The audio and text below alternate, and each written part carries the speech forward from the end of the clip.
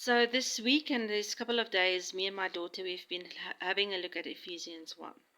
And it is interesting how identity in Christ is being portrayed in this book.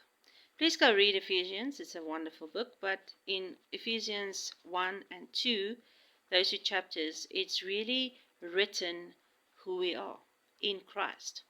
So I made a couple of notes, just a couple of one in Ephesians 1.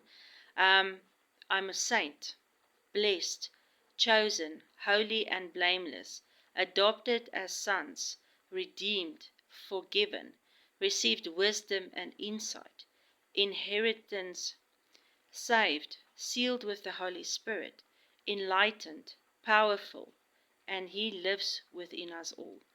It's amazing that Satan comes and puts all these lies in our heads.